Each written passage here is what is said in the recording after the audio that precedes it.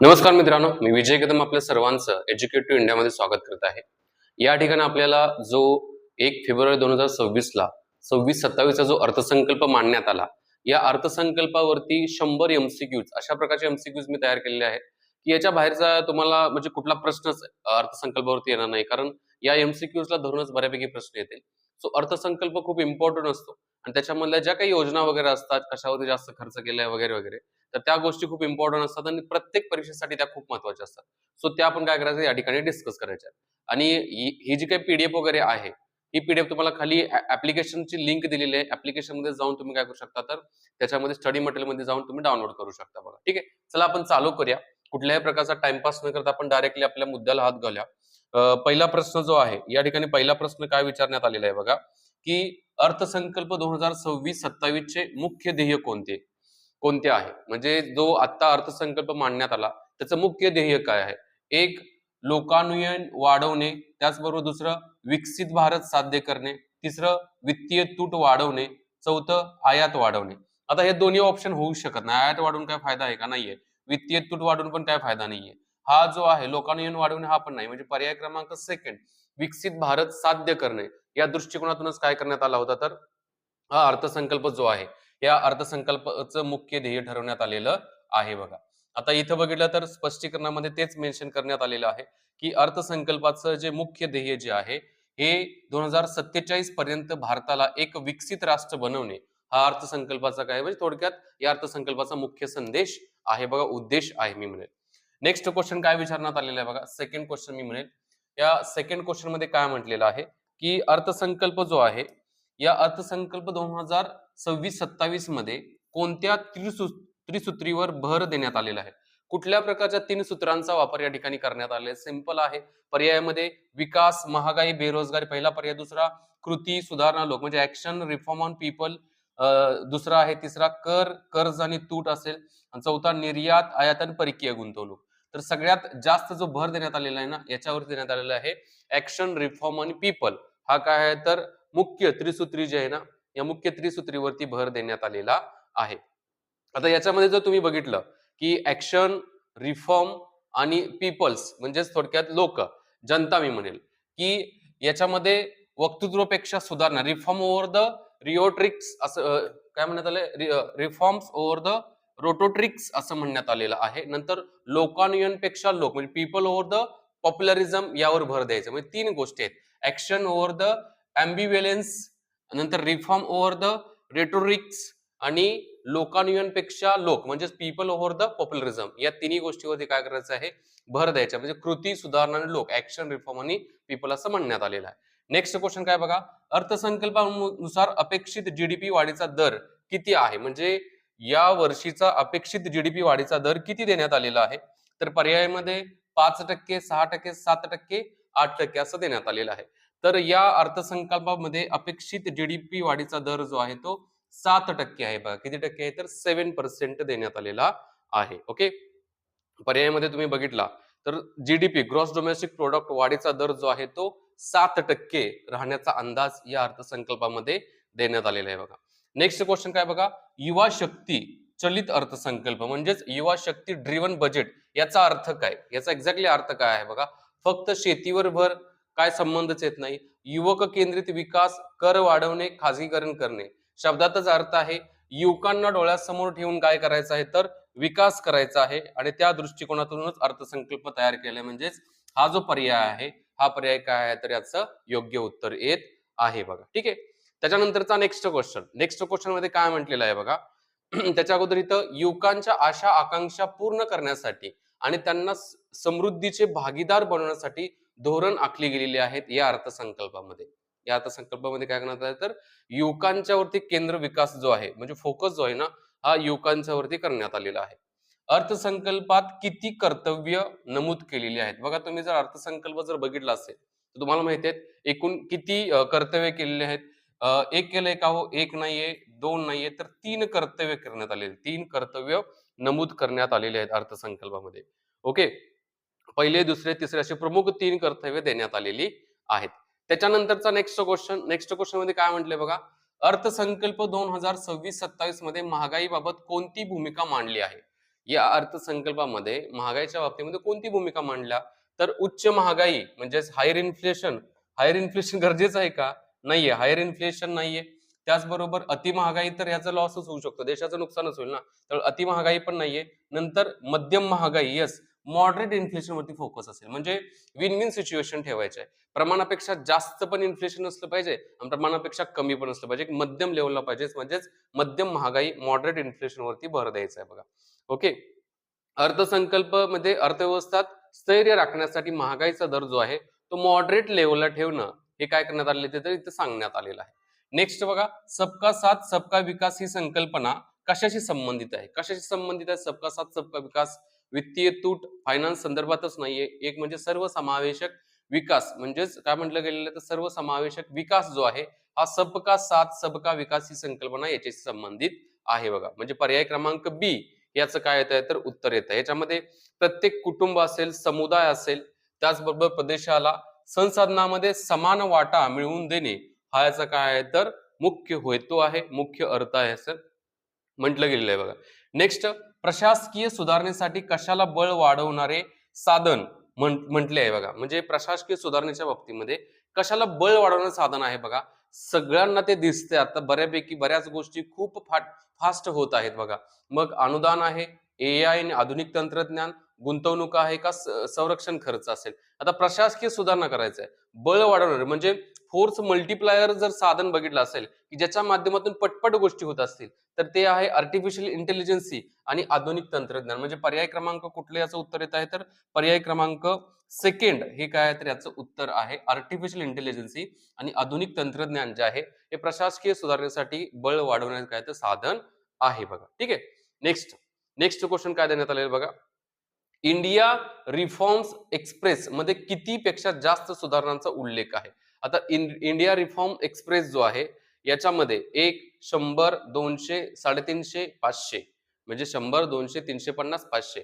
तर India reforms express मध्ये एकूण 350 रिफॉर्म्स म्हणजे सुधारणा ज्या आहेत ना या सुधारणांचा उल्लेख आहे बघा. किती?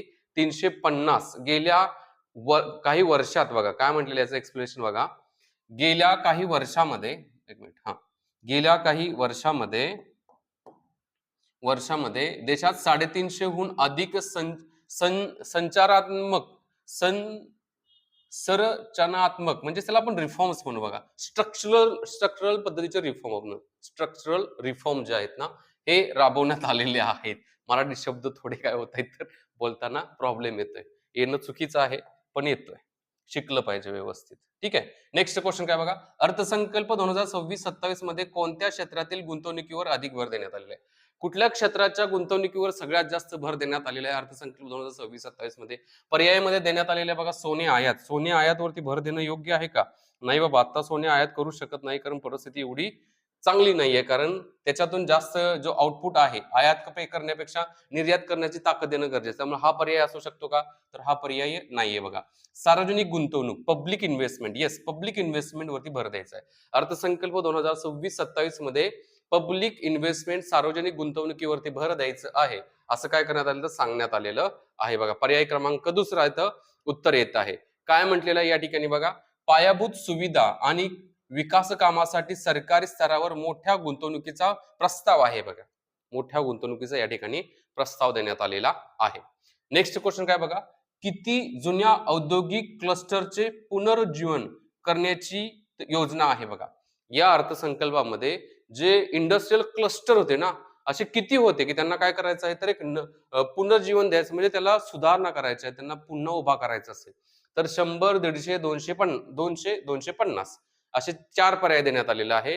तर या ठिकाणी बघा एकूण इथे जर तुम्ही बघितलं तर एकूण 200 काय करायचे? 200 औद्योगिक क्लस्टर यांना पुनर्जीवित करण्याची काय तर या अर्थसंकल्पामध्ये योजना देण्यात आलेली आहे बघा. ओके. नेक्स्ट क्वेश्चन बघूया. नेक्स्ट क्वेश्चन नंबर 12 काय म्हणतो? Question number 12, India semiconductor mission म्हणजेच इंडियाचं सेमीकंडक्टर मिशन जे आहे कोणती आवृत्ती जाहीर केली आहे आत्ताची? याच्या अगोदर एक केलेली होती. आता ISM 1.0, ISM 1.5, ISM 2.0, ISM 3.0 मी म्हटलो अगोदर झाली होती. याचा अर्थ आता ISM 2.0 ही इंडिया सेमीकंडक्टर मिशनची जी काय आहे तर आवृत्ती आहे, म्हणजेच ISM 2.0 आवृत्ती आहे बघा. ठीक आहे. भारतीय सेमीकंडक्टर मिशनचा दुसरा टप्पा सुरू आहे त्यामुळे. नेक्स्ट क्वेश्चन काय बघा, MSME micro small medium enterprises. MSME जो आहे याचा लॉंग फॉर्म काय होतो तर मायक्रो स्मॉल मीडियम एंटरप्राइजच्या बाबतीमध्ये आहे की MSME साठी SME ग्रोथ फंड जो आहे हा किती कोटीचा देण्यात आलेला आहे. आत्ताच्या जर तुम्ही बघितलं 2026-27च्या अर्थसंकल्पामध्ये याच्यासाठी किती कोटीचा फंड देण्यात आलेला आहे. पर्यायामध्ये 5 कोटी, 5 कोटी आहे का नाही, 5 कोटी नाहीये, 7.5 5 कोटी नाही, सॉरी 5,000 कोटी. 5 कोटी कैसे, एकदम छोटी एकदम क्षुल्लक अमाऊंट आहे 5 कोटी. तर 5,000 कोटी, 7,500 कोटी पण नाहीये, 10,000 कोटी आहे बघा. MSME साठी SME म्हणजे small medium enterprise growth fund जो आहे तो कितीचा आहे तर 10,000 कोटीचा काय तर तो फंड आहे बघा. ठीक आहे. नेक्स्ट क्वेश्चन काय देण्यात आलंय बघा. स्पष्टीकरण हे तुमच्या वाचण्यासाठी मी केलेलं आहे. याची PDF जी आहे तुम्हाला खाली दिलेल्या ऍप्लिकेशन मध्ये तुम्हाला भेटून जाईल. ऍप्लिकेशन डाउनलोड करा, त्याच्यामध्ये काही छोटे मोठे कोर्स पण आहेत ते तुम्ही बघू शकता, परचेस पण करू शकता बघा. MSME व्यवहारासाठी कोणते प्लॅटफॉर्म अनिवार्य केले आहेत. कुठला प्लॅटफॉर्म जो आहे तो MSME व्यवहारासाठी अनिवार्य करण्यात आलेला आहे. तर या ठिकाणी पर्यायामध्ये जर तुम्ही बघितलं तर कुठले कुठले पर्याय देण्यात आलेला आहे. GME आहे पहिला, दुसरा GSTN आहे, GSTN चा काय संबंधच नाहीये, म्हणजे हा पर्याय तर निघून गेला. TREDS आहे, हा एक ऑप्शन आहे. UPI पण नाहीये की जे व्यवहारासाठी वापरलं जाईल या ठिकाणी. तर MSME व्यवहारासाठी याचा वापर केला, TREDS याचा वापर केला करणे काय करण्यात आलं तर अनिवार्य करण्यात आलेला आहे. पर्यायामध्ये जर तुम्ही बघितलं तर या ठिकाणी TREDS म्हणजे ट्रेड रिसिवेबल्स डिस्काउंटिंग सिस्टीम असं म्हणण्यात आलेलं आहे बघा. ट्रेड रिसिवेबल डिस्काउंटिंग सिस्टीम याचा वापर जो आहे तो MSMEच्या व्यवहारासाठी करणं अनिवार्य करण्यात आलेला आहे बघा. नेक्स्ट, कुरिअर निर्यातीवरील 10 लाखाची मर्यादा कशाशी संबंधित आहे. कशाशी संबंधित आहे कुरिअर म्हणजे काय म्हणतात निर्यात, जे आपण कन्साइनमेंट एक्सपोर्ट केली जाते ना त्याच्यावरती अगोदर एक लिमिट होतं आणि त्याच्या संदर्भातले काही टॅक्स सिस्टीम्स होते, तर ती 10 लाखापर्यंतची मर्यादा होती. आता ती 10 लाखापर्यंतची मर्यादा काय करण्यात आलेली आहे, एक वाढवली आहे पहिला, दुसरा काढून टाकली आहे दुसरा पर्याय, तिसरा कमी केलेली आहे का स्थगित केलेली आहे तर काढून टाकलेली आहे बघा. काय करण्यात आलेली आहे तर काढून टाकलेली आहे. पर्याय क्रमांक B हे काय आहे तर याच्या संदर्भातलं उत्तर येत आहे बघा. इथं जर तुम्ही बघितलं ई कॉमर्स निर्यातीला चालना देण्यासाठी 10 लाख रुपयाची कुरिअर मर्यादा जी आहे ना ती काय करण्यात काढून टाकलेली आहे बघा. ई कॉमर्सच्या बाबतीमध्ये म्हटलेलं आहे. नेक्स्ट, अनिवासी उत्पादकांसाठी इन्कम टॅक्स सवलत किती वर्षासाठी आहे बघा. अनिवासी उत्पादक जे असतील, जे फॉरेनर इंडियामध्ये इन्व्हेस्टमेंट करणारे, इंडियामध्ये येऊन काहीतरी एखादा बिझनेस चालू करणारे असेल तर त्यांच्यासाठी जी इन्कम टॅक्सची जी सवलत जी आहे 3, 4, 5, 10 वर्ष, पर्याय कुठला आहे तर 5 वर्ष यांना काय करण्यात आले तर सूट देण्यात आलेली आहे बघा. म्हणजे 5 वर्षासाठी त्यांना सवलत देण्यात आलेली आहे. ओके, याच्यामध्ये काय म्हटलेलं आहे बघा, बॉन्डेड झोन मधील टोल मॅन्युफॅक्चरिंग साठी अनिवासी लोकांना 5 वर्षासाठी आयकरातून काय करण्यात आले तर सवलत देण्यात आलेली आहे. नेक्स्ट क्वेश्चन काय देण्यात आलेलं बघा या ठिकाणी की सी फूड म्हणजे समुद्रातून जे आपण हे असतं बघा अन्न घटक जे आहेत मासे वगैरे, सी फूड निर्यातीसाठी ड्युटी फ्री आयात मर्यादा किती टक्के केलेली आहे. म्हणजे सी फूड निर्यातीसाठी ड्युटी फ्री आयात मर्यादा किती टक्के केलेली आहे, 1%, 2%, 3% का 5%, अशा प्रकारचा पर्याय देण्यात आलेला आहे. तर याचं योग्य उत्तर जे आहे ते 3% करण्यात आलेले. किती, जहाजावरील मूल्य जे आहेत फ्री ऑन बोर्ड्स या बेसिसवरती बघितलं तर 3% पर्यंत ड्युटी फ्री आयातीची काय केलेलं आहे तर मुभा देण्यात आलेली आहे, 3%. नेक्स्ट, इलेक्ट्रॉनिक्स घटक उत्पादन योजना कोणत्या क्षेत्राशी संबंधित आहे. बघा प्रश्न तुम्ही बघितला तर प्रश्नाला तुम्ही डायरेक्टली म्हणू शकता की हे सर्व्हिस सेक्टरच्या संदर्भात जाते, पण हे सर्व्हिस सेक्टरच्या संदर्भात नाहीये. तर इलेक्ट्रॉनिक्स घटक उत्पादन म्हटले, जेव्हा उत्पादन येतं म्हणजे प्रोडक्शन रिलेटेड असेल तर ते इथं बघा मॅन्युफॅक्चरिंग सेक्टरशी रिलेटेड येत आहे बघा. कशाशी, मॅन्युफॅक्चरिंग सेक्टरशी रिलेटेड येत आहे. त्यामुळे पर्याय क्रमांक B हे काय येतं तर याचं उत्तर येत आहे. त्याच्यानंतर बघा रिअर अर्थ परमनंट मॅग्नेट्स योजना कशासाठी आहे बघा. रिअर अर्थ म्हणजेच अशा प्रकारचे अर्थ मटेरियल जे आहे पृथ्वीवरती, अशा प्रकारचे काही अर्थ मटेरियल जे आहे जे काय ते खूप रिअर आहेत, खूप कमी प्रमाणामध्ये सापडतं, जसं सोनं आहे. तर त्याच्या बाबतीमध्ये काय म्हणले की अर्थ परमनंट मॅग्नेट्स योजना कशासाठी आहे आयात वाढवणे, संशोधन आणि उत्पादन, कर वाढवणे का निर्यात बंद करणे. तर रिअर अर्थ परमनंट मॅग्नेट्स ही योजना संशोधन आणि उत्पादन जे आहे हे वाढवण्या संदर्भातली काय आहे तर किंवा याच्या संदर्भातली काय तर ही योजना आहे. म्हणजेच पर्याय क्रमांक बी याचं काय येत आहे तर उत्तर येत आहे. या ठिकाणी जर तुम्ही बघितलं तर हा पर्याय जो आहे हा पर्याय त्याचा उत्तर येत आहे बघा. ठीक आहे. त्याच्यानंतरचा नेक्स्ट क्वेश्चन काय बघा. Next question number 20.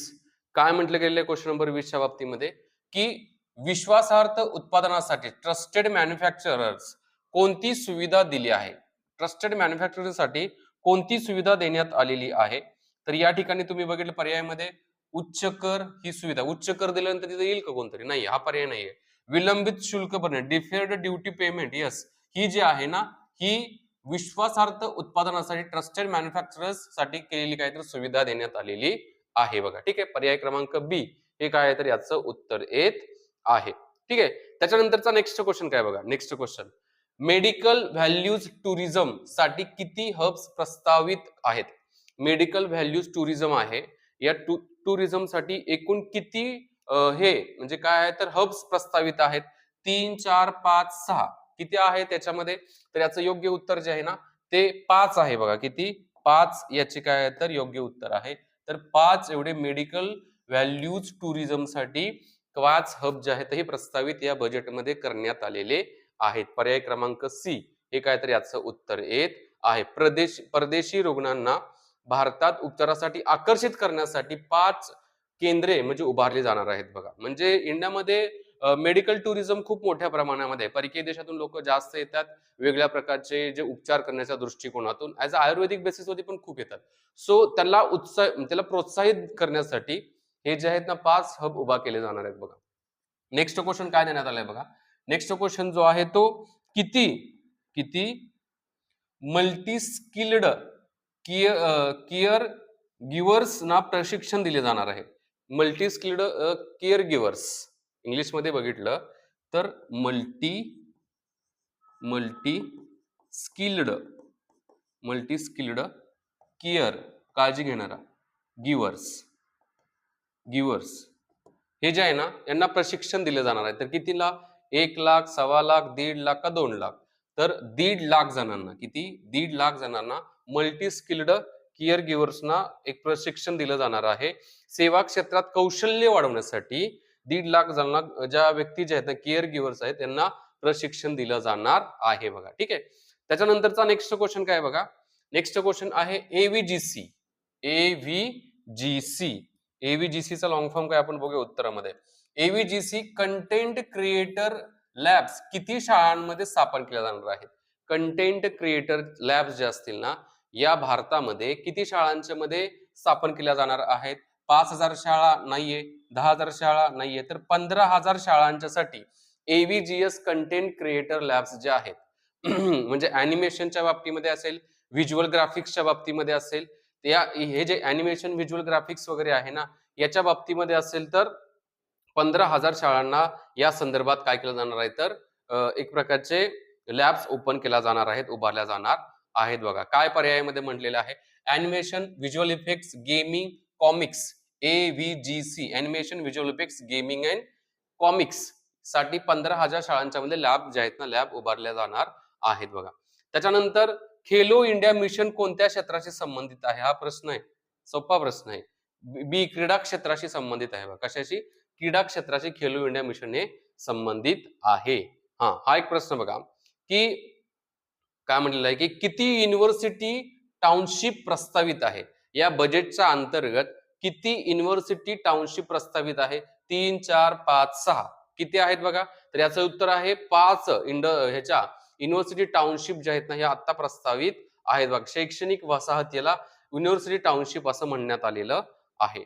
त्याच्यानंतरचा next question काय बघा. National destination digital knowledge grid. National destination digital knowledge grid काय बाबतीमध्ये या बाबतीमध्ये कशासाठी आहे बघा. आता ही जी इंग्लिश मध्ये लिहितो वाटल्यास नॅशनल डेस्टिनेशन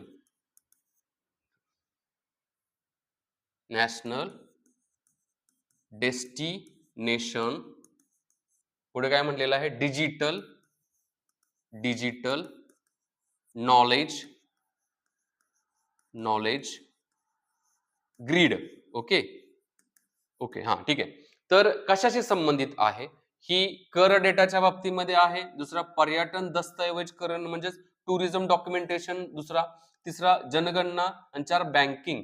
आता national destination digital knowledge grid जे आहे, नॉलेज ग्रीडचा संदर्भ येतोय, याचा अर्थ ते पर्यटन दस्तऐवज संदर्भात आहे बघा, टुरिझम डॉक्युमेंटेशनच्या बाबतीमध्ये येत आहे. ओके, या ठिकाणी याचं उत्तर येत आहे बघा. पर्यटन स्थळाची माहिती आणि इतिहास डिजिटल स्वरूपात जतन करण्यासाठी जी काय तर ही यंत्रणा आहे. ठीक आहे. त्याच्यानंतरचा नेक्स्ट क्वेश्चन काय बघा, नेक्स्ट क्वेश्चन की भारत कोणत्या शिखर परिषदेचे प्रथमच आयोजन करणार आहे? कोणती शिखर परिषदेचे भारताच्या माध्यमातून आयोजन केलं जाणार आहे? तर पर्यायामध्ये आहे, पहिला पर्याय जो आहे हा हवामान परिषद, क्लायमेट परिषद आहे का? नाहीये. वाघ परिषद आहे का? वाघ परिषद पण नाहीये. पण त्याचं नाव काय? ग्लोबल बिग कॅट समिट आहे. म्हणजे हा पर्याय आहे. भारत पहिल्यांदाच काय करत आहे तर या परिषदेचं आयोजन करत आहे बघा. भारतामध्ये 1972 ला काय करण्यात आलं होतं, जो वन्यजीव संरक्षण कायदा तयार करण्यात आला, त्याच्यानुसार वाघांचं प्रोटेक्शन करण्याचा 1973 चा कायदा आहे बघा. ठीक आहे.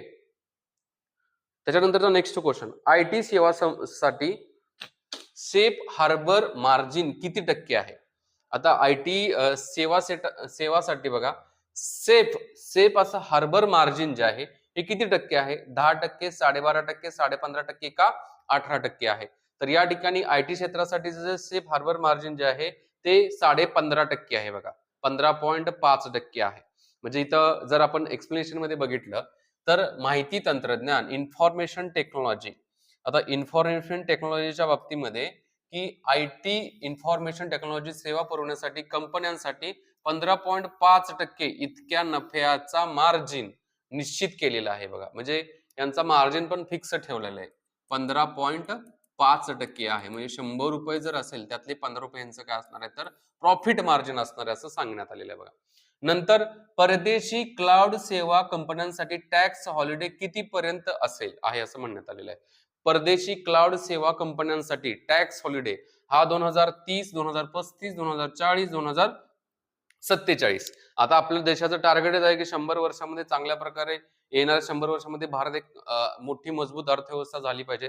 त्याचा रेफरन्स लावून जर बघितलं तरी ते 2047 तुम्हाला ते लक्षात येईल की उत्तर किती आहे तर 2047 आहे बघा. भारतात डेटा सेंटर उभारणाऱ्या कंपन्यांना 2047 पर्यंत कर सवलत, टॅक्स हॉलिडे असं डिक्लेअर केलेलं आहे बघा या अर्थसंकल्पामध्ये.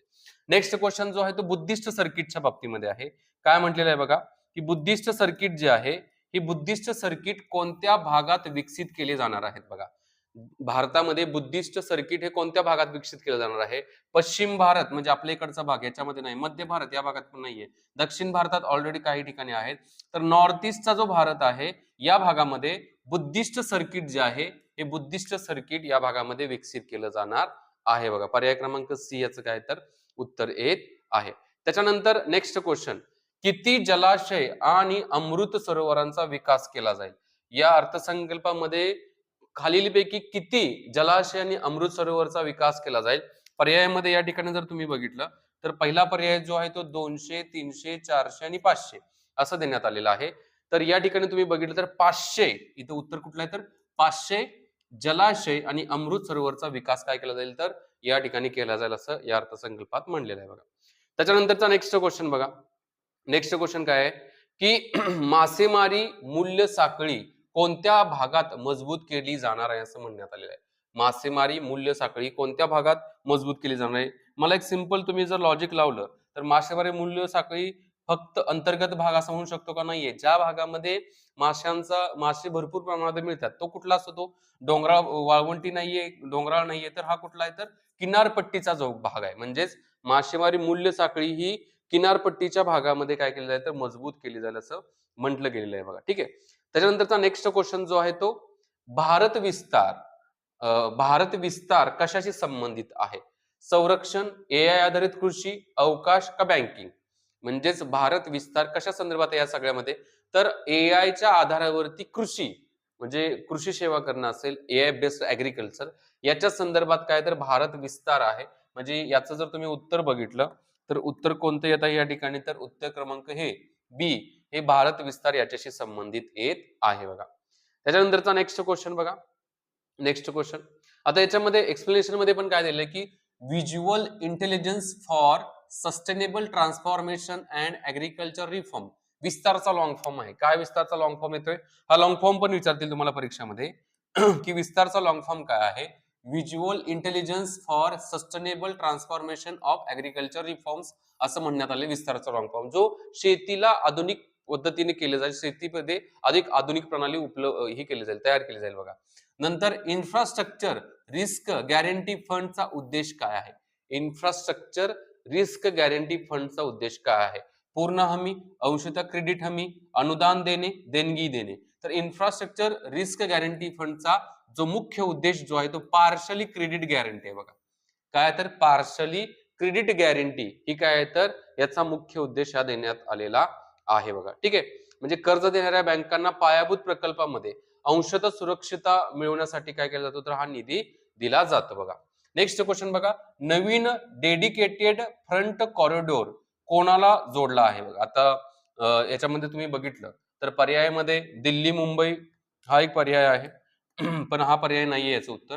तर दानकुनी सुरत हा याचं उत्तर येत आहे बघा. दानकुनी सुरत म्हणजेच नवीन डेडिकेटेड फ्रंट कॉरिडोर जो आहे तो दानकुनी सुरत याला काय केलं तर जोडणारा आहे बघा. त्याच्यानंतरचा नेक्स्ट क्वेश्चन जो आहे तो आहे कोस्टल कार्गो हिस्सा 2047 पर्यंत किती टक्के करण्याचं उद्दिष्ट आहे? आता जर तुम्ही कोस्टल कार्गो जर बघितला तर कोस्टल कार्गोचा जो पर्सेंटेज वाईज कॉन्ट्रीब्युशन बघितलं तर हे 6% आहे. किती? जवळपास 6% आहे. हे 2047 पर्यंत किती करायचं आहे? तर इथं 8%, 10%, 12% आणि 15%. तर ठरवलेलं आहे की याच्या दुप्पट करायचं आहे. अच्छा, याच्या दुप्पट करायचं म्हणजे किती होणार हो? 6च्या दुप्पट किती येतंय तर 12% करायचं आहे. म्हणजे कोस्टल कार्गोचा हिस्सा 2047 पर्यंत किती? 12% करायचा आहे असं यांचं उद्दिष्ट आहे बघा. ओके, नेक्स्ट क्वेश्चन बघा. सीसीयूएस ही योजना आहे. या योजनेसाठी किती रुपयाची तरतूद आहे बघा. सीसीयूएस या योजनेसाठी किती रुपयाची तरतूद आहे? 10,000 कोटी, 15,000 कोटी, 20,000 कोटी का 25,000 कोटी? या ठिकाणी बघा 20,000 कोटीची तरतूद आहे बघा. किती? 20,000 करोड रुपयाची तरतूद आहे. सीसीयूएस म्हणजे काय? लॉंग फॉर्म काय आहे की carbon credit, okay sorry carbon capture utilisation and storage.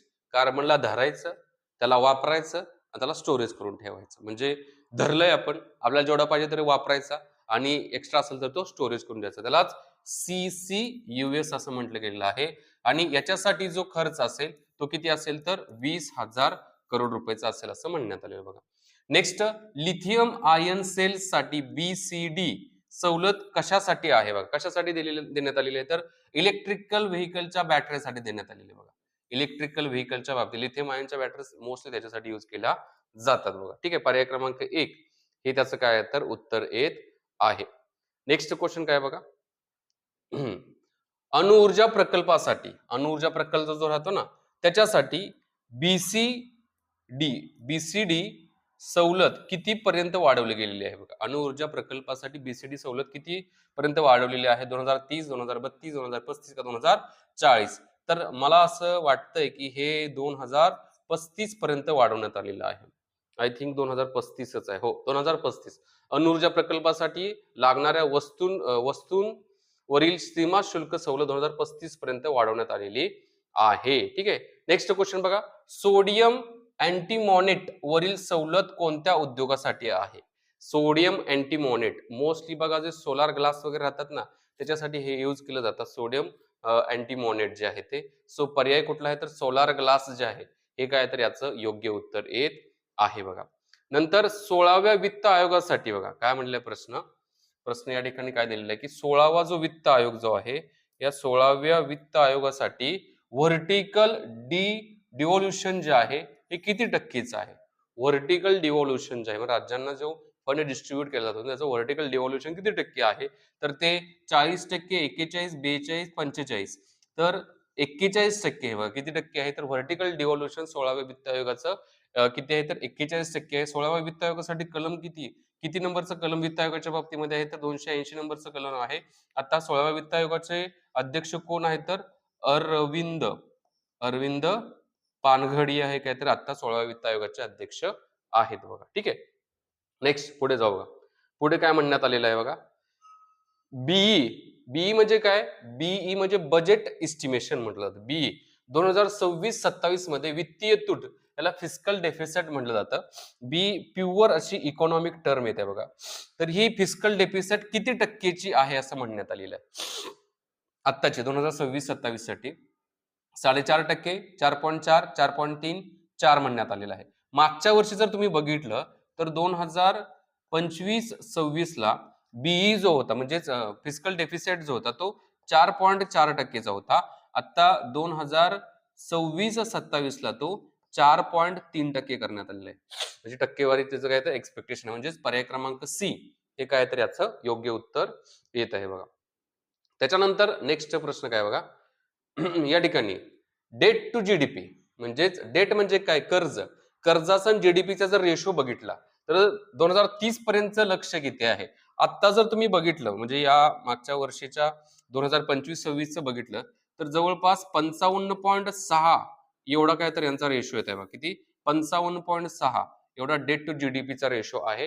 पण 2030 पर्यंत टार्गेट ठरवलंय 2030 पर्यंत तो किती करायचा आहे?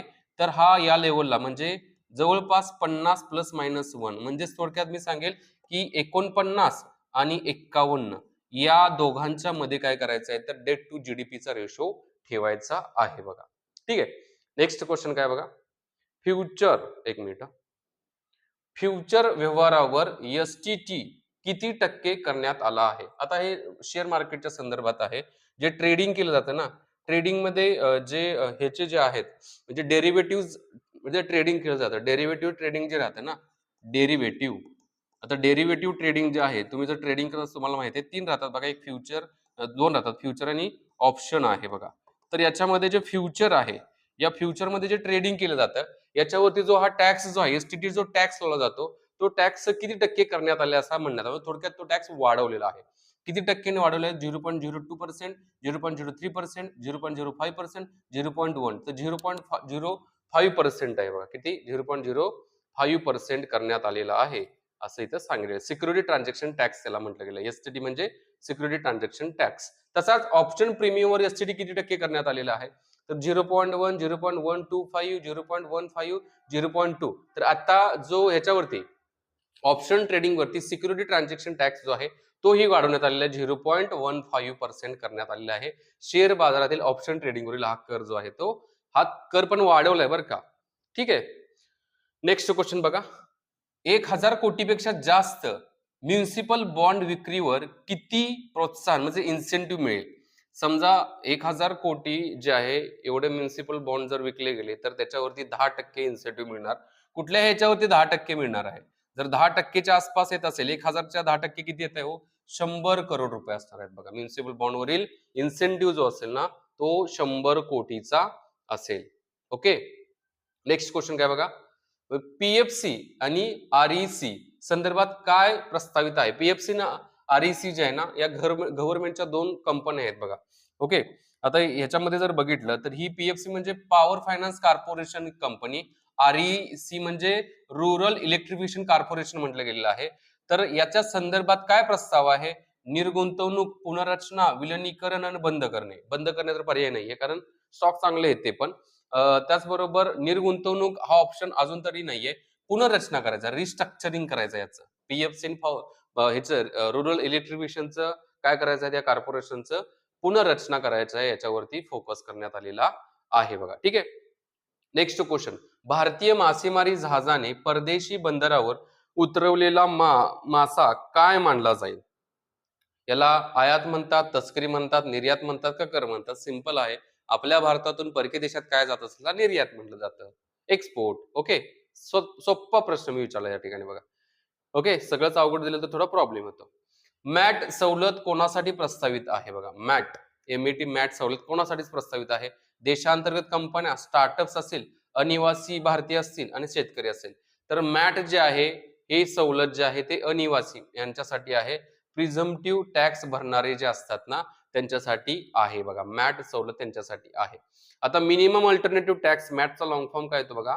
मिनिमम अल्टरनेटिव्ह टॅक्स येतो, की याच्यामधून काय म्हटलं गेलेलं आहे मॅटच्या बाबतीमध्ये, इथं बघा किमान पर्यायी कर जो आहे मॅट मिनिमम अल्टरनेटिव्ह टॅक्स मधून अंदाजित कर भरणाऱ्या परदेशी कंपन्यांना सूट दिला जाणार आहे बघा, परदेशी कंपन्यांना सूट दिली जाणार आहे. नेक्स्ट 2026-27 मध्ये महसुली खर्च रेव्हेन्यू एक्सपेंडिचर किती लाख कोटीचा आहे? खूप मोठा आकडा आहे. तुम्ही जर बजेटचं डॉक्युमेंट बघितलं असेल त्याच्यामध्ये तुम्हाला ते दिसेल. इथं 33.4 लाख करोड, 34.2 लाख करोड, 35.3 लाख करोड आणि 36 लाख कोटी. ओके, किती मोठा आकडा आहे बघा. तर याचं योग्य उत्तर जे आहे ना 35.3 लाख कोटी काय तर महसुली खर्च रेव्हेन्यू एक्सपेंडिचर आहे बघा. ओके, नेक्स्ट क्वेश्चन काय देण्यात आलेला आहे? टियर, एक मिनिट इथं घेतो. हा,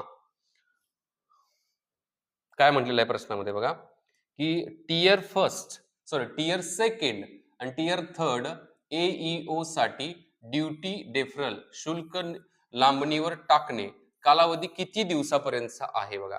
टियर सेकंड आणि टियर थर्ड कॅटेगरीमध्ये येणाऱ्या सेटिंगच्या बाबतीमध्ये म्हटलेला आहे तर तो 15, 20, 30, 45 तर 30 आहे बघा. 30 दिवसांचा शुल्क लांबणीवर टाकण्याचा कालावधी देण्यात आलेला आहे. किती? 30 दिवसाचा आहे. म्हणजे अधिकृत आर्थिक ऑपरेटर जे आहेत ऑथराइज्ड इकॉनॉमिक ऑपरेटरसाठी शुल्क भरण्याचा कालावधी जो आहे तो 30 दिवसापर्यंत त्याच्यामध्ये डेफर देण्यात आलेला आहे बघा. नेक्स्ट क्वेश्चन काय बघा, नेक्स्ट क्वेश्चन जो आहे तो या ठिकाणी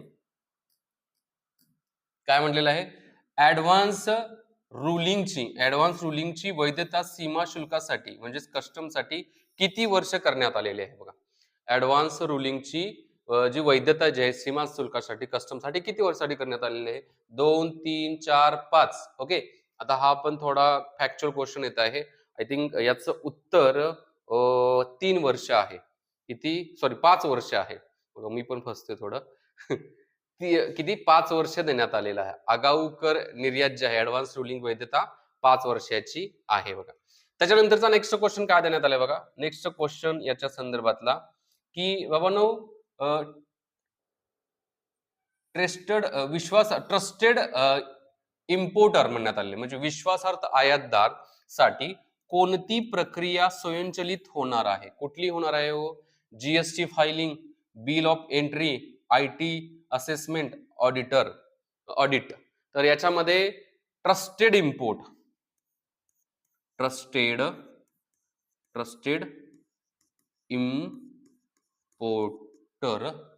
आहे. ओके, ट्रस्टेड इम्पोर्टर जो आहे तर याच्यासाठी जे आहे ते बिल ऑफ एंट्री जे आहे, बिल ऑफ एंट्री, फायलिंग आणि मालाच्या आगमनाची सूचना या गोष्टी काय असणार आहेत तर एक स्वयंचलित म्हणजेच ऑटोमॅटिक होणार आहे. स्वयंचलित इन द सेन्स की ऑटोमॅटिक होणार आहेत.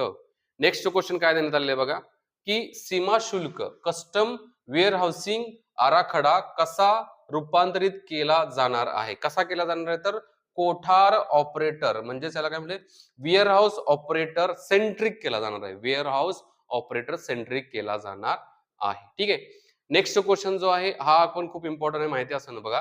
जो इन्व्हेस्टमेंटच्या संदर्भात आहे सगळ्यात महत्वाचं आउट ऑफ कंट्री राहणाऱ्या लोकांच्या बाबतीमध्ये काय म्हटलंय की PROIS ना कोणत्याही म्हणजे बाहेर देशात राहणारी कोणत्या माध्यमातून समभाग गुंतवणुकीची इक्विटी इन्व्हेस्टमेंट परवानगी देण्यात आली? कोणत्या माध्यमातून देण्यात आलेली आहे तर FDI मार्ग, ADR मार्ग, PIS मार्ग का ECB मार्ग? तर याच्यामध्ये बघितलं तर जी एंट्री जी आहे यांना इक्विटी इन्व्हेस्टमेंटच्या बाबतीमध्ये ती PIS च्या माध्यमातून दिलेली आहे बघा.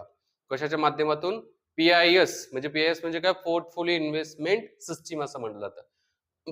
Portfolio investment system as a portfolio investment scheme अशा पद्धतीचा पण उल्लेख राहतो बघा. काय म्हटलंय बघा, भारतीय वंशाच्या व्यक्तींना PROS, okay, person of Indian origin resident abroad, भारतामधला व्यक्ती परकीय देशामध्ये राहतो असं त्याचा याचा अर्थ होतो की पोर्टफोलिओ गुंतवणूक योजनेअंतर्गत PIS पोर्टफोलिओ इन्व्हेस्टमेंट स्कीम गुंतवणुकीची मुभा देण्यात आलेली आहे. कुठल्याच्या बाबतीमध्ये?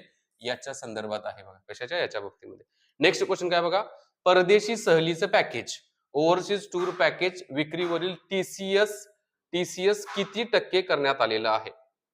TCS कंपनी नाहीये तर हा जो आहे ना टॅक्स आहे. टॅक्स जो आहे तो ऍट द सोर्सला काय केला जातो? कट केला जातो. ओके, त्याच काय म्हटलं तर TCS म्हटलं गेलेलं आहे. तर परदेशी सहलीच्या पॅकेजवरती किती करण्यात आलेलं आहे? 5%, 10%, 15%, 20% असं म्हणण्यात आलेलं आहे. विक्रीवरील TCS किती टक्के करण्यात आलेलं आहे? आय थिंक तो या ठिकाणी आपण आन्सरच बघूया डायरेक्टली. 2% केलेलं आहे. किती? 2% करण्यात आलेला आहे. ठीक आहे. परदेशी पर्यटनाला चालना देण्यासाठी स्त्रोतावर गोळा केला जाणारा कर tax collected at a source 2% कमी केलेला आहे बघा. आय थिंक तो अगोदर 5% होता, तो 2% केलेला आहे. त्यामुळे माझं थोडं कन्फ्युजन झालं. LRS म्हणजे जी काही ह्याची स्कीम जी राहते ना, रेमिटन्स स्कीम, लिबराइज रेमिटन्स स्कीम. आता याच्यामध्ये काय म्हणलंय बघा, LRS अंतर्गत शिक्षण आणि वैद्यकीय कारणासाठी TCS किती टक्के केलेलं आहे बघा. आता जो रेमिटन्स स्कीमच्या LRSच्या बाबतीमध्ये असेल तर तो वैद्यकीय आणि शिक्षणाच्या बाबतीमध्ये 5%, 4%, 3% का 2% आहे. तर याचं उत्तर जे आहे ते किती? 2% हा पण करण्यात आलेला आहे बघा. म्हणजेच जो लिबराइज रेमिटन्स स्कीम जी आहे याच्या अंतर्गत महत्वाच्या कारणासाठी कर दर जो आहे तो 2% करण्यात आलेला आहे बघा.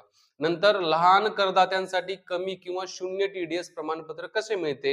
एक मॅन्युअल मजुरी, कोर्ट ऑर्डर, नियम आधारित स्वयंचलित प्रक्रिया, rule based automated process.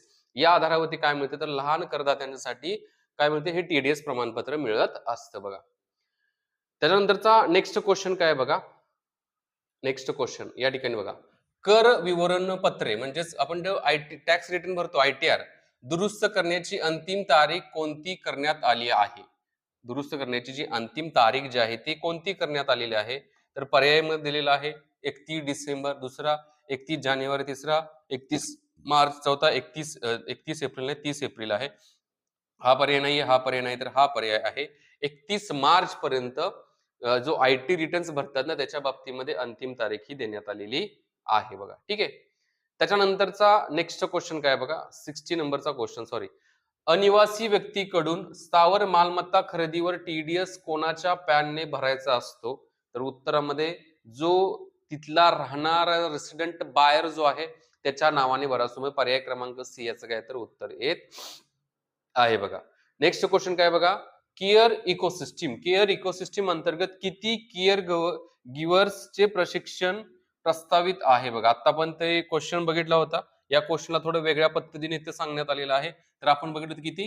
1.5 lakh जणांना, किती? 1.5 लाख जणांना प्रशिक्षण देणं काय आहे तर अपेक्षित प्रस्तावित आहे बघा. ठीक आहे. त्याच्यानंतर शी मार्ट्स क्वेश्चन काय बघा, शी मार्ट्स इथे बघा, शी मार्ट्स कशासाठी स्थापन केलेला आहे? आता शी म्हणजे काय तर याच्यामध्ये सेल्फ हेल्प ग्रुप येतोय बघा. SHEC म्हणजे सेल्फ हेल्प ग्रुप. ज्या ती तसं येतात. सी मार्ट्स कशासाठी आहे? निर्यात केंद्रे, समुदायाच्या मालकीची किरकोळ विक्री केंद्रे, रिटेल आउटलेट असेल, नंतर ऑनलाईन पोर्टल असेल आणि घाऊक बाजार असेल. समुदाय सेल्फ हेल्प ग्रुप, समुदाय ग्रुप म्हटलं जातं. त्यामुळे रिटेल आउटलेटच्या बाबतीमध्ये काय करण्यात आले तर शी मार्टची स्थापना करण्यात आली. जसं डी मार्ट आहे, बिग मार्ट आहे, तसं शी मार्ट असणार आहे की जो सेल्फ हेल्प ग्रुपच्या माध्यमातून जे काही वस्तू वगैरे तयार केल्या असतील ना त्या विकण्याचं ते काय असेल तर एक माध्यम असणार आहे बघा. नेक्स्ट क्वेश्चन बघा, दिव्यांगजन कौशल्य योजनेचा मुख्य उद्देश काय? बघा काही योजना आहेत बघा, खूप महत्वाच्या योजना आहेत. या योजनांच्या वरती प्रश्न विचारतात, परीक्षेमध्ये ते प्रश्न विचारले जातात बघा. दिव्यांगजन कौशल्य योजनेचा मुख्य उद्देश काय आहे? पेन्शन देणे, अनुदान देणे, कौशल्य प्रशिक्षणाद्वारे सन्मानजनक उपजीविका देणे. डेफिनेटली जे दिव्यांगन जे आहे त्यांचं कौशल्य वाढवायचं असेल तर त्यांना कौशल्य प्रशिक्षण देणं गरजेचं आहे आणि त्याचबरोबर त्यांच्या उपजीविकेचा सन्मान वाढवायचा. त्या दृष्टिकोनातून काय ते पर्याय क्रमांक C हे त्याचं उत्तर येत आहे बघा. नेक्स्ट क्वेश्चन काय बघा, दिव्यांग सहारा योजना कशासाठी संबंधित आहे किंवा कशाशी संबंधित आहे? दिव्यांग सहारा शब्दातच आहे, सहाय्यक उपकरणे जे आहेत ना दिव्यांगांना देणे, याच्यासाठी दिव्यांगन सहारा योजना जी आहे ना ही लागू करण्यात आलेली आहे बघा. असिस्टिव्ह डिव्हाइसेस असं म्हणण्यात आलेली आहे आणि त्याच्या बाबतीमध्ये पात्र दिव्यांग व्यक्तींना उच्च दर्जाची आणि आधुनिक सहाय्य साधने पुरवण्यासाठीची काय तर ही योजना आहे बघा. नेक्स्ट बघा, अलिम्कोला कोणत्या कारणासाठी सरकारी पाठबळ दिले गेलेलं आहे? तर कुठल्या कारणासाठी दिलेलं आहे? निर्गुंतवणूक, उत्पादन, R&D, AI एकत्रीकरण, निर्यात बंदी, विलिनीकरण. तर अलिम्कोला जे सहकारी पाठबळ जे आहे ना याच्यासाठी देण्यात आलेले उत्पादन R&D आणि AI एकत्रीकरण जे आहे त्याच्यासाठी देण्यात आलेलं आहे बघा.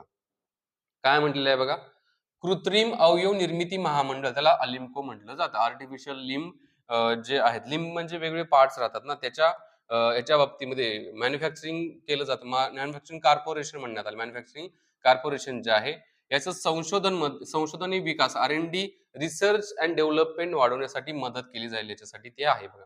ठीक आहे. नंतर PM दिव्यांशा केंद्री कशी विकसित केली जाते बघा. कशी केली जाते? गोदामाच्या माध्यमातून, प्रशिक्षण केंद्र असेल, आधुनिक रिटेल स्टाईल केंद्र असेल किंवा रुग्णालय असेल. तर PM दिव्यांशा केंद्रे जे आहे ते आधुनिक रिटेल स्टाईल केंद्रे जे आहेत ना त्याच्या माध्यमातून केली जातात बघा. ओके.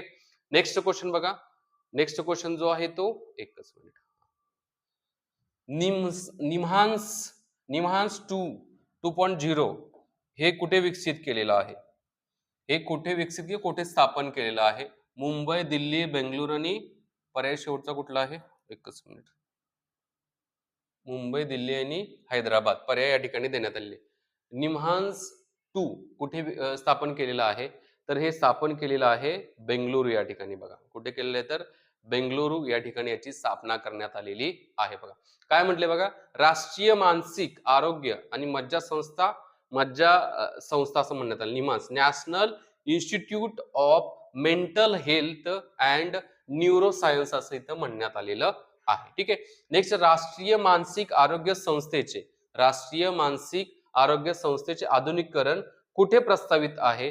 तर जयपूर, भोपाळ, नंतर रांची, तेजपूर, नंतर पुणे, नागपूर का कोची, त्रिवेंद्रम. तर पर्याय कुठला आहे? तर रांची, तेजपूर या ठिकाणी काहीतरी प्रस्तावित आहेत. रांची कुठे आहे? झारखंडमध्ये, आणि तेजपूर कुठे आहे? तर आसाममध्ये येते बघा.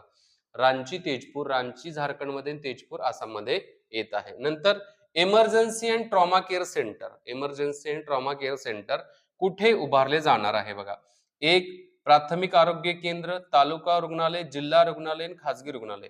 तर इमर्जन्सी अँड ट्रॉमा सेंटर एका जिल्ह्याच्या लेवलला उभारला जाईल असं इथं सांगण्यात आलेलं आहे बघा. म्हणजे जिल्हा डिस्ट्रिक्ट लेवलला असेल. ओके. त्याच्यानंतरचा नेक्स्ट क्वेश्चन काय देण्यात आलाय बघा इथे, विश्वासार्ह प्रशासनाअंतर्गत कोणत्या आयातदारांना ओळख दिली जाईल? म्हणजे जे ट्रस्टेड जे आहेत ना त्यांच्याकडे बघितलं जाईल बघा. एक, नवीन आयातदार असतील. दुसरं, अधूनमधून आयात करणारे का देतील त्याला ट्रस्टेड? दीर्घकालीन पुरवठा साखळी असलेले आयातदार, लॉंग टर्म साठी पुरवठा साखळी असलेले आयातदारांना ट्रस्टेड प्रशासनाअंतर्गत विश्वासार्ह आयातदार म्हणून बोललं जाईल बघा. ठीक आहे. नेक्स्ट 71 नंबरचा प्रश्न काय म्हणते बघा, 2026-27 मधील राज्यांसाठी वित्त आयोगाची अनुदान किती कोटीचा मी म्हणेल? 1,00,000 कोटी, 1.2 लाख कोटी, 1.4 लाख कोटी का 1.6 लाख कोटी? आय थिंक हे अनुदान जे आहे ते 1.4 लाख कोटीचं आहे बघा. कितीचं आहे? किती? 1.4 लाख कोटीचं. आगामी आर्थिक वर्षासाठी राज्यांना 1.4 लाख करोड रुपयाचं विशेष अनुदान जे आहे ते बजेटच्या माध्यमातून देण्यात आलेलं आहे बघा. नंतर 2026-27 मध्ये कर्जचे GDP प्रमाण किती टक्के आहे? आता सांगा, परत रिपीट झालं प्रश्न बघा.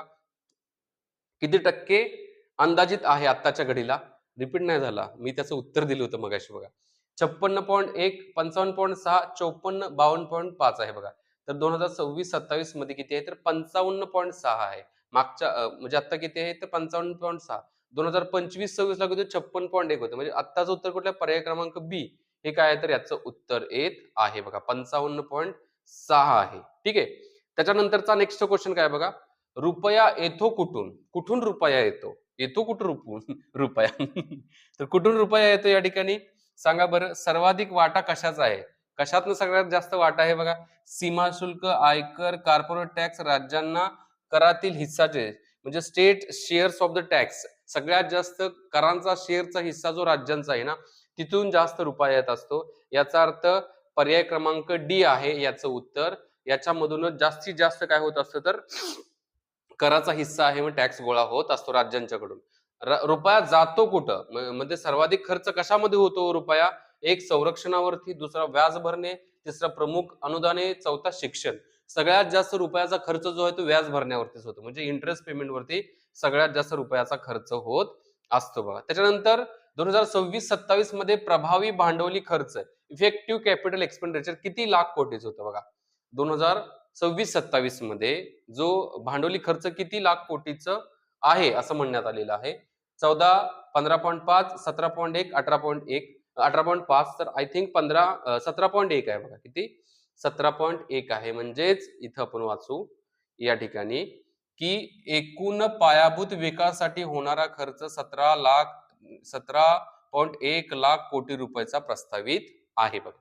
ठीक आहे. नंतर इंडियन सेमीकंडक्टर मिशनच्या कोणत्या टप्प्याची घोषणा अर्थसंकल्पात केली आहे? आपण आता जस्ट चर्चा केली बघा. कुठलं? इंडियन ISM 2.0 हा टप्पा आहे बघा. कितवा? हा टप्पा आहे 2.0 चा या ठिकाणी आहे. नंतर दुर्मिळ पृथ्वी चुंबकीय घटकाच्या म्हणजे रिअर अर्थ परमनंट मॅग्नेट संशोधनासाठी कोणती योजना प्रस्तावित आहे? कुठल्या प्रकारची योजना याच्या संदर्भातले प्रस्तावित आहे?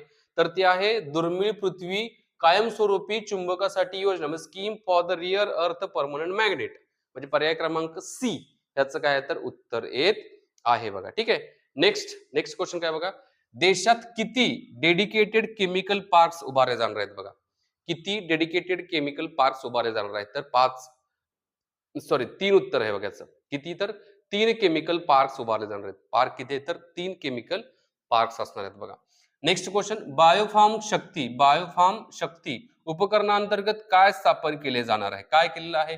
नवीन रुग्णालय, वैद्यकीय महाविद्यालय, हायटेक टूल रूम्स आणि औषध दुकाने. तर बायोफार्म शक्तीमध्ये जे हायटेक टूल्स वगैरे असतील ना त्याच्या रूम्स ज्या आहेत त्या तयार केल्या जातील असं म्हणण्यात आलेलं आहे बघा. नेक्स्ट क्वेश्चन काय बघा. किती जुन्या औद्योगिक क्लस्टरचे लिगसी इंडस्ट्रियल क्लस्टर्स पुनर्जीवित करण्याचे उद्दिष्ट आहे? रिव्हिजन क्वेश्चन्स येतात बघा इथं. कितीच आहे बघा? 100, 150, 200, 300. 200 किती? 200च करायचं. देशात 200 जुन्या औद्योगिक क्लस्टरचा पुनर्जीवित करायचं आहे. ठीक आहे. निर्यातदारांना चामड्याच्या आणि कापड उद्योगासाठी तयार माल निर्यातीची मुदत किती करण्यात आलेली आहे? किती करण्यात आलेली निर्यातदारांना? कशासाठी? चामड्याच्या आणि कापड उद्योगाच्या तयारीसाठी. तर ती आहे 2 वर्ष. किती? 1 वर्ष आहे. 1 वर्ष आहे. उत्तर 1 वर्ष आहे बघा. ही मुदत पूर्वीच्या 6 महिन्यावरून किती केली तर 1 वर्ष केलं. अगोदर 6 महिने होती, आता ती 1 वर्ष करण्यात आलेली आहे बघा. नेक्स्ट क्वेश्चन काय बघा या ठिकाणी. मायक्रोवेव्ह ओव्हनच्या निर्मितीमध्ये वापरल्या जाणाऱ्या कोणत्या भागावरून बेसिक कस्टम ड्युटी BCD म्हटलं गेलं ते हटवली जाते बघा. काचेचा दरवाजा, बाहेरील आवरण, विशिष्ट सुटे, स्पेसिफाईड जे वेगळे पार्ट्स असतात त्याच्यावरती आहे. म्हणजेच याच्यावरती जो बेसिक कस्टम ड्युटी जी आहे ना ही हटवण्यात आलेली आहे. स्पेसिफाईड पार्ट्स वरती जी लावली जात होती ती काढून टाकण्यात आलेली आहे बघा. नेक्स्ट. ग्रीन मोबिलिटीला प्रोत्साहन देण्यासाठी कोणत्या वाहनांच्या भागावर आयात शुल्कात सवलत आहे बघा. ग्रीन मोबिलिटी, इलेक्ट्रिक सायकल, विमानाचे सुट्टे भाग, नंतर डिझेल इंजिन, जुन्या गाड्या. ग्रीन मोबिलिटीला प्रोत्साहन देण्यासाठी कोणत्या वाहनाच्या भागावर आयात शुल्क आयातमध्ये सवलत दिलेली आहे? तर याच्यामध्ये आपण बघितलं तर विमानाचे सुटे भाग येत आहेत बघा. कुठला आहे तर विमानाचे सुटे भाग. काय म्हटलेलं आहे बघा. विमान निर्मिती आणि देखभाल साठी लागणाऱ्या भागावर कस्टम ड्युटीतून सवलत दिली आहे बघा याच्यामध्ये. नेक्स्ट क्वेश्चन काय बघा. MSME साठी कोणत्या समर्पित निधी किंवा फंड जो आहे अर्थसंकल्पात जाहीर केला आहे? MSME साठी किती केलेला आहे आपण बघितलं. 10,000 कोटी करण्यात आलेला आहे. MSME ग्रोथ फंड जो आहे तो 10,000 करोड रुपयाचा आहे बघा. ओके. नेक्स्ट क्वेश्चन काय बघा. परदेशी कंपन्यांना क्लाउड सर्व्हिस पुरवण्यासाठी किती वर्षापर्यंत टॅक्स हॉलिडे कर सवलत देण्यात आलेली आहे? किती वर्षापर्यंत देण्यात आलेली आहे परदेशी कंपन्यांना क्लाउड सर्व्हिसच्या बाबतीमध्ये? तर 2047 पर्यंत देण्यात आलेली आहे. किती? 2047. नेक्स्ट हा बघा. फ्युचर वरील सिक्युरिटी ट्रान्झॅक्शन टॅक्स किती वाढवण्यात आलेला आहे? आपण मगाशी बघितलं कितीनं वाढवला, पण किती होता आणि कितीनं वाढवला हे तो विचारलेला आहे. 0.01 वरून 0.02, 0.02 वरून 0.05, 0.05 वरून हा. तर जो करण्यात आलेला आहे सिक्युरिटी ट्रान्झॅक्शन टॅक्स वरच कशा बाबतीमध्ये तर फ्युचर अँड ऑप्शनच्या बाबतीमध्ये, तर तो पर्याय क्रमांक बी आहे बघा. पर्याय क्रमांक बी 0.01 वरून 0.05 करण्यात आलेला आहे. शेअर बाजारामधला आहे बघा फ्युचर मध्ये. आणि ऑप्शनच्या बाबतीमध्ये खरेदी विक्री वेळेसाठी किती करण्यात आलेली आहे तर 0.15 करण्यात आलेला आहे. किती? 0.15 करण्यात आलेला आहे. नेक्स्ट. भारतीय मासेमारी जहाजांनी इथं बघा एक्सक्लुझिव्ह इकॉनॉमिक झोन EEZ मधून पकडलेल्या माशांवर किती शुल्क लागेल. आता शुल्क मुक्त करण्यात आलेलं आहे. म्हणजे जो आपला एक्सक्लुझिव्ह इकॉनॉमिक झोन आहे भारताचा, त्याच्यामध्ये जर मासेमारी केली तर त्याच्यावरती कुठल्याही प्रकारचा काय लागणार नाहीये, तर शुल्क लागणार नाहीये. पर्याय क्रमांक सी याचं काहीतरी उत्तर आहे बघा. नेक्स्ट क्वेश्चन काय बघा, कॉर्पोरेट मित्राज ही संकल्पना कोणासाठी राबवली जाणार आहे. कोणासाठी राबवली जाणार आहे ही? एक मोठ्या कंपन्या, सरकारी कंपन्या, MSME का परदेशी गुंतवणूक. तर कॉर्पोरेट मित्र जे आहे हे MSME साठी राबवलं जाणार आहे. कोणासाठी? तर MSME साठी हे राबवलं जाणार आहे. ठीक आहे. टियर सेकंड आणि टियर थर्ड मधल्या लघु उद्योगांच्या नियमांचे पालन करण्यासाठी व्यावसायिक मदत देणे हा याचा काय तर मुख्य उद्देश आहे. नेक्स्ट क्वेश्चन काय बघा, MSME साठी पेमेंट सेटलमेंट साठी कोणते प्लॅटफॉर्म अनिवार्य? आता आपण बघितलं होतं. कुठला प्लॅटफॉर्म आहे सांगा बरं? UPI नाहीये तर हा काय तर TREDS आहे बघा. ट्रान्सफरेबल जो आहे ना हा प्लॅटफॉर्म जो आहे ना हा कंपल्सरी केलेला आहे. ठीक आहे. नेक्स्ट हा इथं बघा कुठपर्यंत कुरिअरद्वारे केल्या जाणाऱ्या निर्यातीवर कुरिअर एक्सपोर्ट 10 लाख रुपयाची मर्यादा काय करण्यात आलेली आहे? तर ती पूर्णतः काढून टाकण्यात आलेली आहे. बघा आपण ई कॉमर्सच्या बाबतीमध्ये पण क्वेश्चन वरती बघलं होतं. रिव्हिजन करतोय आपण काही क्वेश्चनची इथं. नेक्स्ट क्वेश्चन काय बघा, किती नवीन all India institute of the Ayurveda स्थापन होणार आहेत? किती होणार आहेत? तर एकूण 3 ऑल इंडिया किती आहेत? इथं बघा 3 आयुष क्षेत्राला बळ देण्यासाठी 3 नवीन आयुर्वेद संस्था स्थापन केल्या जाणार आहेत बघा. नेक्स्ट ऑरेंज इकॉनॉमी म्हणजे काय? ऑरेंज इकॉनॉमी म्हणजे काय? शेतीचा संदर्भ नाहीये, संत्रीचा नाहीये इथे, तर सृजनशील अर्थव्यवस्था म्हणजेच जे आपण मगाशी बघितलं ABGC जे आहेत त्याच्यामध्ये आपण गेमिंग बघितलं होतं, त्याच्यानंतर कॉमिक्स असेल, नंतर एव्हीज असेल, जो ॲनिमेशन्स असेल, व्हिज्युअल इफेक्ट्स वगैरे असतील, तर ABGC क्षेत्र जे आहे ना ऑरेंज इकॉनॉमी त्याला म्हटलं गेलेलं आहे बघा. ठीक आहे. नेक्स्ट क्वेश्चन काय बघा, या ठिकाणी नॅशनल इन्स्टिट्यूट ऑफ डिझाईन कोणत्या प्रदेशात स्थापन केले जाणार आहे? पश्चिम भारत, उत्तर भारत, पूर्व भारत, जो ईस्टर्न रिजनचा जो आहे ना तो भारत, आणि दक्षिण भारत. तर ईस्टर्न रिजनचा जो भारत आहे या ठिकाणी नॅशनल इन्स्टिट्यूट ऑफ डिझाईन ही स्थापन केली जाणार आहे बघा. नेक्स्ट किती ऐतिहासिक स्थळांना व्हायब्रंट कल्चरल डेस्टिनेशन म्हणून विकसित केले जाणार आहे? 10, 15, 20, 25. त्याच्यामध्ये आहे ते किती? 15. एकूण 15 पुरातत्व स्थळांना पर्यटनासाठी सांस्कृतिक केंद्र म्हणून काय केलं जाणार? तर विकसित केलं जाणार आहे बघा. ग्लोबल कॅट समिट यजमान देश कोणता आहे? कोण कोण आहे असणार आहे? तर भारतामध्ये ग्लोबल कॅट समिट घेतली जाणार आहे, म्हणजेच भारत आहे बघा. पर्याय क्रमांक सी याचं उत्तर येत आहे बघा. नेक्स्ट काय बघा, म्युनिसिपल बॉन्डसाठी किती कोटीचे प्रोत्साहन दिले जाणार आहे? 1000 कोटीवरती 10% मी म्हणलो 100 कोटीचं प्रोत्साहन दिलं जाणार आहे. 100 करोडचं प्रोत्साहन दिलं जाणार आहे बघा. नेक्स्ट रुपया जातो कुठं यामध्ये व्याज भरणे इंटरेस्ट पेमेंटचा वाटा किती टक्के आहे? 10%, 15%, 18%, 21%. इंटरेस्ट पेमेंटचा जो वाटा आहे आय थिंक 21% आहे. उत्तर 21%च आहे का बघूया. 18% सॉरी. किती आहे? तर 18% आहे. रुपया जातो कुठे यामध्ये व्याज भरणे इंटरेस्ट पेमेंटचा वाटा किती टक्के आहे? तर 18% आहे. Okay. Next national destination digital knowledge ग्रिडचा मुख्य उद्देश काय आहे? नॅशनल डेस्टिनेशन डिजिटल नॉलेज ग्रिडचा मुख्य उद्देश काय आहे? तर पर्यटन स्थळांचे डिजिटल दस्तऐवजीकरण करणे. जे टुरिझम स्पॉट्स आहेत त्याचे डिजिटल काय करायचं? डिजिटलायझेशन करायचं आहे. त्या दृष्टिकोनातून नॅशनल डेस्टिनेशन डिजिटल नॉलेज ग्रिडचा मुख्य उद्देश आहे बघा. ठीक आहे. आणि लास्ट क्वेश्चन बघा 100वा, की अर्थसंकल्प 2026-27 चे मुख्य ध्येय काय आहे? सगळ्यात शेवटी काय मुख्य ध्येय आहे? हो, केवळ कर कपात असेल, विकसित भारत, सगळ्यात महत्वाचं विकसित भारत हे काय तर या अर्थसंकल्पाचा मुख्य उद्देश आहे बघा. ठीक आहे. अशा प्रकारचे हे 100 MCQs, काही MCQs जे आहेत वेगळ्या पद्धतीने, काहीला डबल घेऊन त्याला मी काय केलं तर तुमची रिव्हिजन या ठिकाणीच घेतलेली आहे. अशा प्रकारच्या व्हिडिओसाठी नक्की आपल्या चॅनलला काय करा तर सबस्क्राईब करा. आणि तुम्हाला ही जी PDF ची नोट्स वगैरे आहे तुम्हाला खाली दिलेल्या ऍप्लिकेशन मध्ये तुम्हाला भेटून जाईल. त्यामुळे ऍप्लिकेशन डाउनलोड करा, लॉग इन करा, आणि त्याचबरोबर त्याच्यामध्ये स्टडी मटेरियल जे फ्री मध्ये अवेलेबल आहे ना त्याच्यामध्ये तुम्हाला भेटून जाईल. मी या ठिकाणी थांबतो. जय हिंद मित्रांनो.